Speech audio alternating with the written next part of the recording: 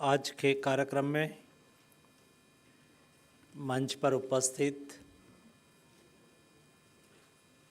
आदरणीय वैद्य कोटेचा जी, सभी उपस्थित महानुभाव, उपस्थित सब स्टूडेंट भाई एवं बहनों, मुझे आज खुशी हो रही है कि 3-4 प्रकार के कार्यकाज प्रारंभ हुआ है और आयुर्वेद विद्यापीठ से पास आउट स्टूडेंट का दीक्षांत समारोह भी है। और यहाँ बात हो रही थी आयुर्वेद और मॉडर्न मेडिसिन, उसके बीच में इंटीग्रेशन हो, रिसर्च में भागीदारी हो, परस्पर modern medicine and traditional medicine, दोनों मेडिसिन का कहाँ उपयोग हो, उसका अध्ययन हो और उसके आधार पर हम नागरिकों की स्वास्थ्य की उत्तम सेवा कर सके। मैं मानता हूँ कि आयुर्वेद ये मेरी दृष्टि से अथर्ववेद का एक उपवेद है और हमारा शास्त्रों समृद्ध है। आज हम कहते हैं कि कुरुक्षेत्र के मैदान में भगवान श्री कृष्ण ने गीता के रूप में उपदेश दिया और गीता पर हम आस्था रखते हैं क्योंकि हमारी श्रद्धा है। वर्तमान समय में भी हम कहते हैं कि XYZ व्यक्ति है, अच्छा व्यक्ति है, ये बोलता है तो गलत नहीं बोलता। तो क्या भगवान श्री कृष्ण ने कुछ कहा होगा, वो गलत तो नहीं कहा होगा। यानी कि हमारा शास्त्रों ये हमारी विरासत है। मोदी जी ने बहुत अच्छी बात कही कि हमें देश को विकसित भारत बनाना है, डेवलप्ड कंट्री बनाना है, लेकिन डेवलप्ड कंट्री बनाने के लिए कौन सा रास्ता तय करेंगे। तो उन्होंने कहा हम विरासत से प्रेरणा लेंगे। शास्त्रों हमारी विरासत है, हमारा ज्ञान है। समय और स्थिति के काल के अनुसार कई बार हम शास्त्र का अर्थ नहीं समझ पाते हैं, या तो शास्त्रों को हम नहीं समझ पाए, उसका मतलब ये नहीं है कि शास्त्र गलत है। हाँ, समय स्थिति काल के अनुसार व्यवस्थाएं बदलती रहती है, समय परिवर्तनशील होता है। वर्तमान समय में मॉडर्न मेडिसिन का विश्वव्यापी बढ़ा है, उसका मतलब ये नहीं है कि हमारा ट्रेडिशनल ज्ञान कुछ कम है। मैं मानता हूँ कि हमारी आयुर्वेद चिकित्सा पद्धति दोस्तों पुरानी पद्धति तो है ही, लेकिन एकदम मुझे बराबर भली भांति याद है।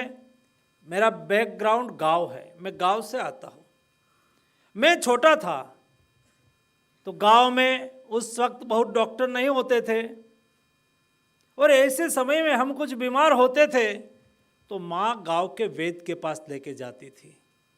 और वैद्य का नॉलेज देखो, हम आज कितना भी हमारे पास साधन हो, मेडिकल डिवाइस हो, अलग अलग टाइप की लेबोरेटरीज हो, हम निदान कर सकते हैं, लेकिन एक नाड़ी को पकड़ के हमारे वैद्य के पास कितना ज्ञान था दोस्तों। मैं मेरा स्वयं का एग्जाम्पल दे सकता हूँ। मुझे बुखार आई थी और उन्होंने देखा और कहा मेरी माँ को कि 3 दिन कुछ खाना नहीं देना। मैं छोटा था और मेरे खाने की इच्छा स्वाभाविक बालक होते हैं तो होती है, तो मैंने कुछ मांगा होगा तो माँ ने मुझे खिला दिया।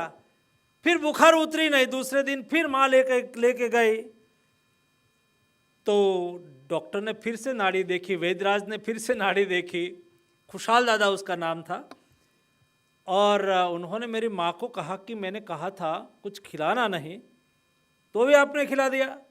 तो माँ गलत बोली, उन्होंने कहा मैंने कुछ नहीं खिलाया, और उन्होंने मेरी एक उंगली दबाई, कैसे दबाई पता नहीं, तुरंत ही मुझे वॉमिटिंग हुआ और खाया था वो निकाल दिया। दोस्तों, ये हमारा ट्रेडिशनल साइंस है। साइंस सभी जगह पे है, हम उसको कैसे ढूंढे। और एक अच्छा रास्ता है ट्रेडिशनल मेडिसिन, मॉडर्न मेडिसिन, दोनों साथ में मिलकर रिसर्च करें, कौन कहाँ उपयोगी हो। हमारा शास्त्रों ने हमें सिखाया है, संसार में सब कुछ उत्तम है, हमें ग्रहण करना है। मॉडर्न मेडिसिन में कोई उत्तम है, हमें ग्रहण करना है। हमारी ट्रेडिशनल मेडिसिन में कोई उत्तम है, हमें ग्रहण करना है। और ये सभी को लेके हमें हमारा ज्ञान बढ़ाना है। इस दिशा में मॉडर्न मेडिसिन यानी कि हेल्थ मिनिस्ट्री, वैसे तो हेल्थ मिनिस्ट्री और आयुष मिनिस्ट्री व्यवस्था की दृष्टि से अलग हो सकती है, लेकिन it is one part of health ministry. ये हेल्थ ही है, वो कभी अलग नहीं हो सकती, और इसलिए हमने इंटीग्रेशन करा है। मैं, मेरी मिनिस्ट्री, आयुष मिनिस्ट्री और ऑनरेबल मिनिस्टर, हम दोनों मिनिस्टर और मिनिस्टर के सीनियर ऑफिसर्स 2 महीने में डिटेल बैठते हैं, इश्यू आइडेंटिफाई करते हैं, कौन से विषय पर इंटीग्रेशन करने की आवश्यकता है, कौन से विषय पर डिस्कशन करने की आवश्यकता है, कौन सा डिसीजन जॉइंटली करना है, हम साथ में मिलकर डिसीजन करते हैं। आपने देखा होगा सालों तक एलोपैथिक डॉक्टर्स अपनी बात करते थे, आयुर्वेद डॉक्टर अपनी बात करते थे, होम्योपैथिक डॉक्टर अपनी बात करते थे, लेकिन सब लोग मिलकर हेल्थ की बात नहीं करते थे, वो अपनी ही बात करते थे। वो कौन सही है कौन गलत है, या तो कौन गलत है उसमें ना पड़े तो भी हम सही है, ये बात में ही उलझे रहते थे। और मैंने कई बार न्यूज़ में, अखबार में देखा था, एक दूसरी पैथी की डॉक्टर आलोचना करते थे, लेकिन पिछले 10 साल में मोदी गवर्नमेंट में हमने इतना तो अवश्य करा है, सब डॉक्टर एक दूसरे की पैथी का सम्मान करते हैं। आज हमारे एम्स के डायरेक्टर कहते हैं कि आइए हमारे यहाँ इंटीग्रेटिव मेडिसिन का एक डिपार्टमेंट चालू करिए। इतना ही नहीं, दोनों मिलके होश से, खुशी से हम दोनों मिनिस्टर को बुलाते हैं कि आइए हम यहाँ हमारे एम्स में, हमारी सफदरजंग अस्पताल में इंटीग्रेटिव मेडिसिन का एक डिपार्टमेंट चालू कर रहा है। सब भी एम्स में एक डिपार्टमेंट आयुष का है, ताकि कई काम, कई व्यवस्थाएं, कई चिकित्सा एलोपैथिक दृष्टि से अच्छी हो सकती है, तो कई में आयुर्वेद की आवश्यकता होती है। वेलनेस पर सबसे ज़्यादा काम कौन करेगा? मैं मानता हूँ कि ये आयुर्वेद में है, लेकिन हमारी आदत बनी है, योग योगा हो के आया, तुम योगा करते हैं, ये हमारा है। वो योगा हो के आ गया तो सुबह में उठते हैं, और आज फैशन मानी जाती है कि भाई कोई ऐसा कहते हैं सुबह में योगा करते हैं, तो कहते हैं हाँ हम तो सुबह में योगा करते हैं, तो फैशन मानी जाती है, अच्छा माना जाता है। एक बार साइकिल कोई चलाता है तो गरीब व्यक्ति का व्हीकल के रूप में माना जाता था। तो मैंने 10-12 साल पहले मैं पार्लियामेंट में आया, तो मैंने सोचा कि उसको फैशन बनाने की आवश्यकता है। इस साइकिल को फैशन बना देंगे तो वेलनेस का उत्तम काम हो जाएगा, एक्सरसाइज भी हो जाएगी, पोल्यूशन का सॉल्यूशन भी हो जाएगा, ट्रैफिक का सॉल्यूशन भी हो जाएगा, और देश का हुडियामन भी बचेगा। तेल तो मैं बाहर से लाना पड़ता है, तो मैं साइकिल लेके आता था, तो कई मंत्री भी साइकिल, कई सांसद भी साइकिल लेके आने लगे, तो धीरे धीरे फैशन बनने लगी। आज साइकिल चलाना, कोई कहता है कि एक्स व्यक्ति साइकिलिंग करता है, मैं कोई भी स्टेट, देश के कोई भी सिटी में जाता हूँ तो हमने एक बहुत बड़ा साइकिलिंग वालों का ग्रुप बनाया है, और ग्रुप में मैं जाता हूँ तो कोई एयरपोर्ट पर मुझे ऑफिसर लेने के लिए आते हैं, मेरे पॉलिटिकल पार्टी के कार्यकर्ता लेने के लिए आते हैं, और साथ में हमारे साइकिल क्लब के मेंबर भी आते हैं, और साइकिल क्लब के मेंबर कई बार साइकिल लेके आ जाते हैं, तो एयरपोर्ट पर लोग चर्चा करते हैं ये मंत्री साइकिल चलाता है। तो मंत्री साइकिल चलाने लगा तो फैशन बन गई। फैशन जब कोई हमारी ट्रेडिशनल व्यवस्था है, हमारा पिताजी भी साइकिल चलाते थे, उस वक्त फैशन मानी जाती थी। आज से 100 साल पहले, 100 साल के बीच में 4 व्हील आया, 2 व्हील आया, तो फैशन चली गई और गरीब का व्हीकल बन गया। फिर आज फैशन के रूप में आया है, फैशन के रूप में आए तो फैशन के रूप में, लेकिन हमारा साइंस वहां पर है। Traditional medicine, Ayurvedic medicine, Ayurvedic चिकित्सा पद्धति, दोस्तों मान के चलो आने वाले दिनों में फैशन के रूप में आ रहा है। जो आज स्टूडेंट यहां से दीक्षा लेके जा रहे हैं, मैं मानता हूं कि आपका भविष्य बहुत उजला है, बहुत अच्छा है। मैं इसलिए कहता हूं, समय बदल चुका है। एक समय होता है जब व्यक्ति के पास संपत्ति नहीं होती है तो संपत्ति कमाने के लिए प्रयास करता है। एवरेज समाज के साथ संपत्ति आ जाती है तो बाद में वो सोचेंगे कि उनकी संतति अच्छी हो, उन्होंने कमाई की है, उसको संभाल के रखे। संतति भी अच्छी हो गई, संपत्ति भी आ गई, बाद में वो सोचेंगे उसका सम्मान कैसे बढ़े, उसकी कीर्ति कैसे बढ़े, उसके लिए भी प्रयास करते हैं। ये तीनों चीज आ गई, बाद में वो क्या करेंगे, वो अच्छा जीवन जीने की कोशिश करेंगे दोस्तों। और अच्छा जीवन जीना है, निरोगी रहना है, स्वस्थ जीवन जीना है, तो 2 रास्ता पे आगे बढ़ेंगे। वो केमिकल से दूर भागेगा, बेस्ट एनवायरनमेंट की ओर आगे बढ़ेगा। आने वाले दिन मुझे गांव का दिन लग रहा है। ग्राम्य संस्कृति फिर से फैशन के रूप में आने वाली है। उस वक्त कहेंगे अब कहाँ रहते हो, तो फिर कहेंगे वो गांव में रहते हैं। मनसुख मांडविया मिनिस्टर है, लेकिन वो अपने क्षेत्र में गांव में रहते हैं, तो वो फैशन मानी जाएगी कि गांव में रहते हैं। फिर लोग ये फैशन को फॉलो करेंगे और गांव में रहने के लिए जाएंगे, स्वस्थ शुद्ध हवा के लिए। और वहां क्या करेंगे, तो वहां नेचुरोपैथी सेंटर है, आयुर्वेदा सेंटर है, वहां पंचकर्म होता है। वहां पर कई लोगों ने फैमिली डॉक्टर के लिए, एक प्रोफेशनल फैमिली डॉक्टर्स महीने में 5 लाख का, प्रति वर्ष 5 लाख का, 10 लाख का, 20 लाख का पैकेज लेके ये कहेंगे कि मैं तो केवल 20 फैमिली को ही देखता हूं। 20 फैमिली की हेल्थ को एश्योर करने के लिए मुझे पैकेज दिया गया है। तो 20 फैमिली 5-5 लाख रुपया देगी तो भी 1 करोड़ रुपया की प्रति वर्ष इनकम होगी। दोस्तों मुझे जो दिखाई दे रहा है ये मैं बोल रहा हूं। और जैसे जैसे कोई व्यक्ति एक रूम में बैठा होता है तो उसको 4 दीवार दिखती है, लेकिन 7 मंजिले के टेरेस पर चला जाता है, उसको 7 गांव दिखाई देता है। मैं दुनिया के 53 कंट्री में गया हूँ। मैंने यूनाइटेड नेशन की जनरल असेंबली को एड्रेस किया है।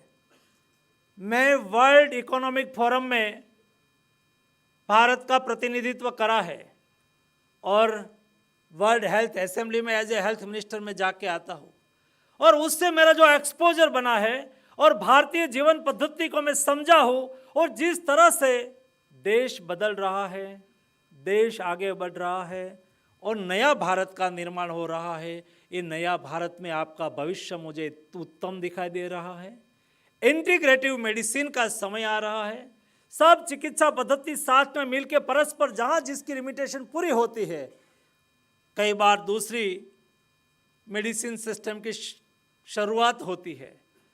जहाँ जिसकी लिमिटेशन है, वहाँ जिसकी क्षमता है, उसका उपयोग करने के लिए जॉइंटली रिसर्च और इनोवेशन हो, उसके लिए डेटाबेज इंफॉर्मेशन हो, ताकि हम हमारे देश के लिए और विश्व के लिए एक मिसाल के रूप में हम हमारी चिकित्सा पद्धति को दुनिया के सामने रख पाए।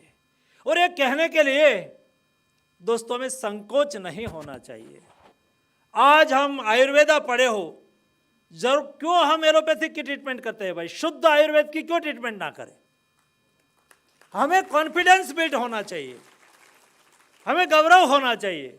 मुझे थोड़े दिन पहले पार्लियामेंट सेशन में एक सम्मानीय सांसद जी ने खड़ा होके एक क्वेश्चंस कर दिया कि भाई आपने नेशनल मेडिकल कमीशन के लोगों में धन्वंतरी का फोटो रख दिया।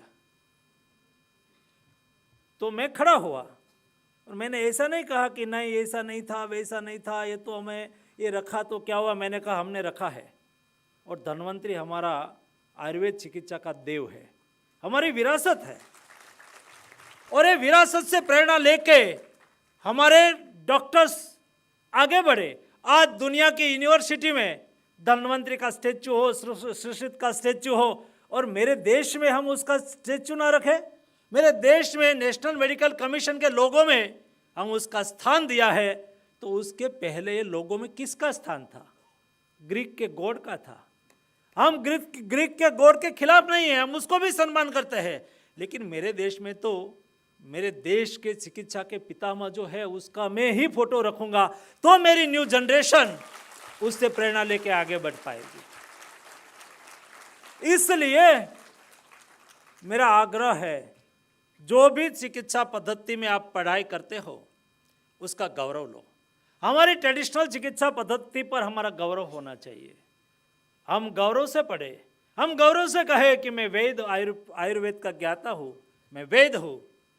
हम गौरव से कहे कि मैं शुद्ध नाड़ी का परीक्षण करके चिकित्सा करता हूँ, और उसके लिए हमें आत्मसात करने की आवश्यकता होती है। हम केवल अर्थोपार्जन की ओर देख लेंगे, चलो भाई उसमें कुछ नहीं मिलता है, या तो कम कमाई होती है, या तो लोग कहाँ आयुर्वेद की चिकित्सा कराते हैं। जी नहीं, यहाँ एलोपैथिक की चिकित्सा कराते हैं, इतने ही आयुर्वेद की चिकित्सा कराने वाले लोग हैं। रिजल्ट देने वाले चाहिए,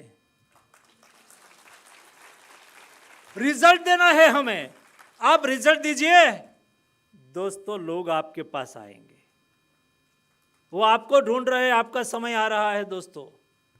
और इसलिए मैं सभी आज जो शिक्षा लेके दीक्षा लेके जा रहे हैं, ऐसे हमारे आयुर्वेद के ज्ञाता वेद को मैं अभिनंदन देता हूँ। और दोस्तों, हमारे देश में हेल्थ की डिफिनेशन ही अलग है। हमारे यहाँ हेल्थ कभी कॉमर्स नहीं है। आजीविका का माध्यम हो सकता है, लेकिन एक कॉमर्स नहीं है। हेल्थ हमारे लिए सेवा है, और सेवा को हमारे यहाँ परम धर्म कहा गया है। ये परम धर्म के सिद्धांत को आगे रख के जब मोदी जी ने विकसित भारत की कल्पना की है, और जब देश आज़ादी का शताब्दी वर्ष मनाता हो, तब यानी कि 2047 में हमें हमारे लक्ष्य को अचीव करने के लिए देश का हेल्थ सिस्टम इस सर्वव्यापी होनी चाहिए, एफोर्डेबल होनी चाहिए, एक्सेसिबल होनी चाहिए। हेल्थ को एफोर्डेबल, हेल्थ को एक्सेसिबल करने के लिए आप सब लोगों की भूमिका महत्वपूर्ण है। मैं आप सबको आज के अवसर पर हार्दिक शुभकामनाएं देता हूँ। 4 प्रकार की व्यवस्था का आज लॉन्चिंग करा गया है।